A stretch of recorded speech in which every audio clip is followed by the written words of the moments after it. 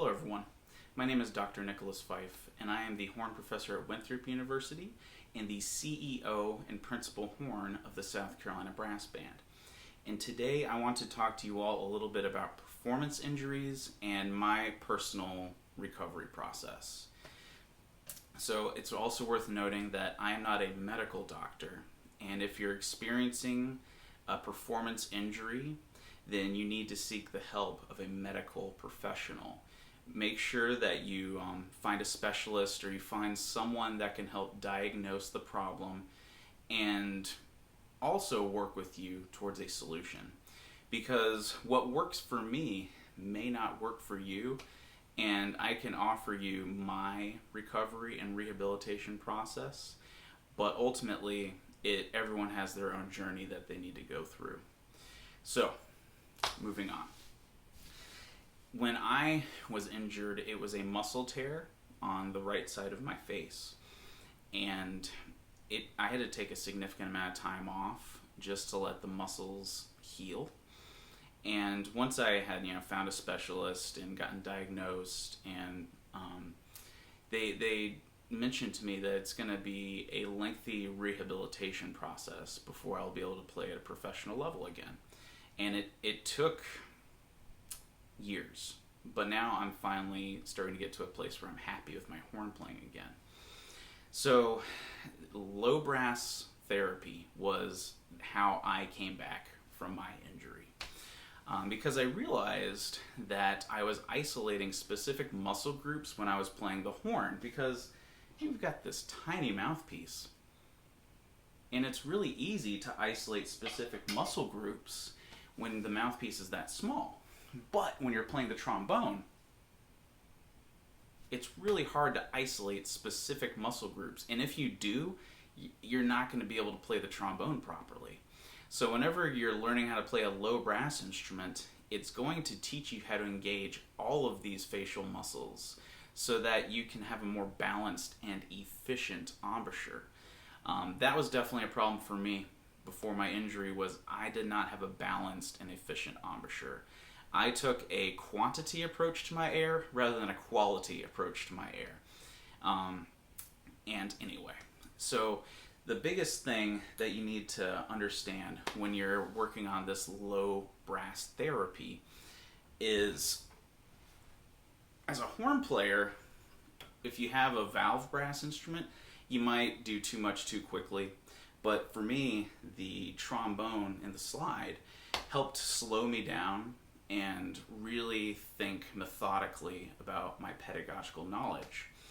So when I'm playing the trombone, I just do simple Remington exercises, and I have a tuner in front of me so that I don't have to really worry about pitch. I just focus on the muscles and making sure that it's a balanced and efficient approach.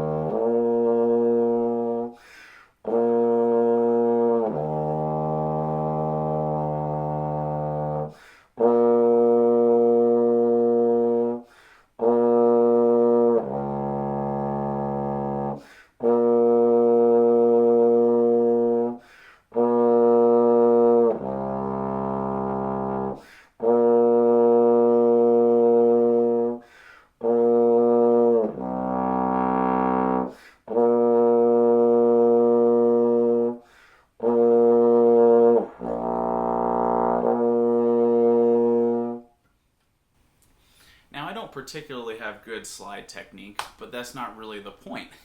When you're using a low brass instrument for low brass therapy, You're not really learning it to become a professional in the area.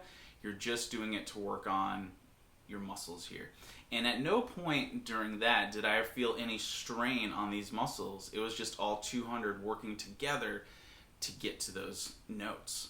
So then, once you play in the low register, we go to the mid register. And this allows us to go a little bit higher on the trombone, which means that we have to be a little bit more efficient with our air to get all these muscles to work appropriately.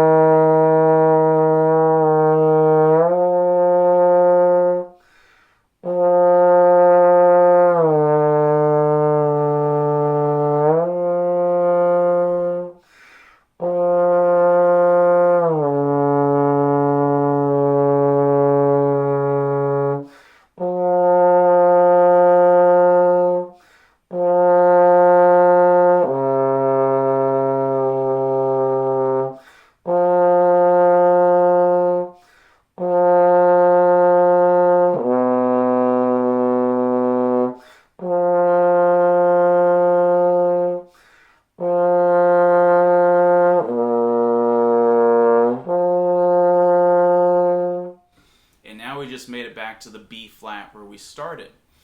And then the last step of the process is getting up to the higher B flat to even play a little bit higher on the trombone and to keep that airflow efficient and all of the muscles engaged.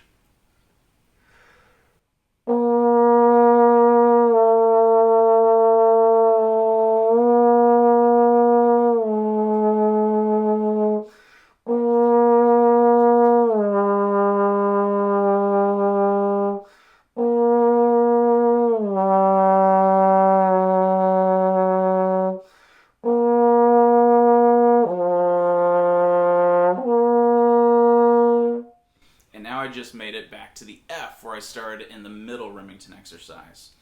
So then I just covered 2 octaves on the bass trombone, and at no point did I feel strained when I was doing so.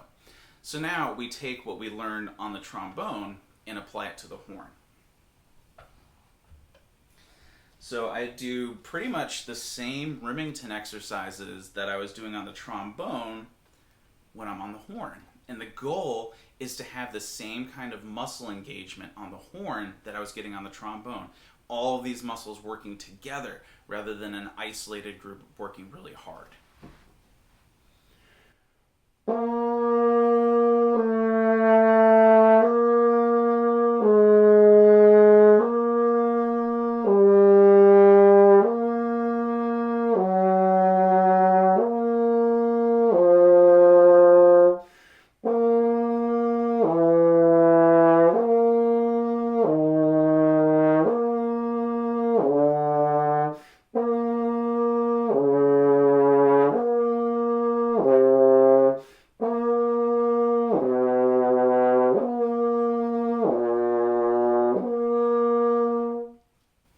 And then you change up the registers, do a lower octave, and then you can even do the higher notes like we were doing on the trombone.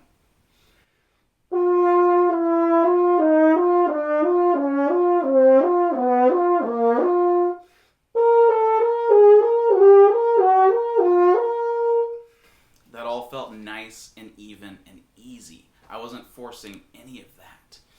So the point of me bringing this topic up is to show you that we can draw information from a lot of different places. And if we only draw information from one source, then it becomes stale and rigid. So you can use low brass instruments to train your chops to become more efficient, more healthy, more balanced.